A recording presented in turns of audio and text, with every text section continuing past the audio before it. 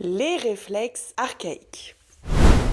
Mais qu'est-ce que c'est? Un réflexe archaïque est une réponse automatique, involontaire et motrice en réponse à une stimulation visible entre 5 semaines in utero jusqu'à peu près les 3 ans de l'enfant. Vous en connaissez, il y a le réflexe d'agrippement, quand le petit bébé il sort du ventre de maman, hop, à chaque fois que sa main va être stimulée, il va venir s'agripper. Il y a le réflexe de succion, il y a le réflexe de Babinski, quand on vient stimuler le pied, les petits orteils s'ouvrent. Il en existe plus de 70 de ces petits réflexes. Ils servent à quoi? Leur principal rôle, c'est notre protection et notre survie. Ensuite, ça va être la maturation du système nerveux, la maturation du système sensoriel, et ensuite, ils vont avoir une grande importance dans le développement des apprentissages. Il faut vous dire que ce sont les fondations sur lesquelles on se construit. Vous imaginez une maison, c'est vous, et cette maison, elle a des fondations bien solides, ce sont vos réflexes archaïques. Si ces fondations-là ne sont pas solides, on va venir mettre des compensations pour réussir à vivre. Pourquoi mes fondations ne seraient-elles pas solides? En réalité, dans le parcours d'un réflexe, il y a 3 grandes étapes. Il y a d'abord la phase d'émergence. Ça va être le moment où le réflexe va se mettre en place. Ensuite, il y a la phase de maturation. Cette phase-là, ça va être le moment où le bébé va faire des mouvements répétitifs, rythmiques. Par exemple, si on reste sur le réflexe d'agrippement, chaque fois qu'il y a quelque chose qui va venir stimuler sa main, le bébé va fermer. Il va relâcher, on vient stimuler la main, hop,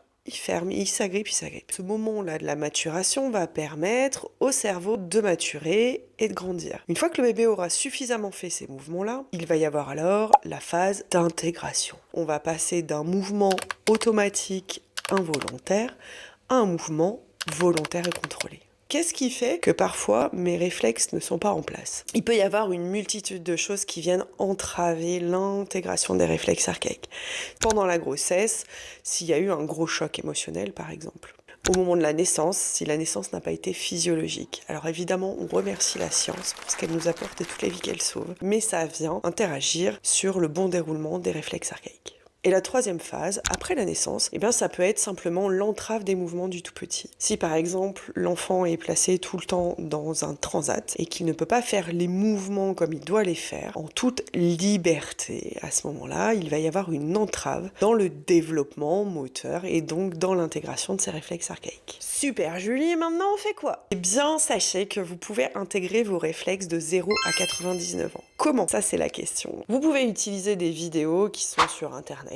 Et vous pouvez aussi, et c'est ce que je vous conseille, aller voir des personnes qui sont formées et certifiées à l'intégration des réflexes archaïques. J'espère avoir répondu à toutes vos questions. Je pense que ce réel va être long. Je peux pas faire plus court. Il y a tellement de choses à dire sur les réflexes archaïques, c'est tellement passionnant. Sachez qu'au besoin, je fais des conférences sur les réflexes archaïques. Vous pouvez aller sur mon site. Je fais également des formations. Voilà, j'espère que ce petit réel vous aura servi. Et abonnez-vous!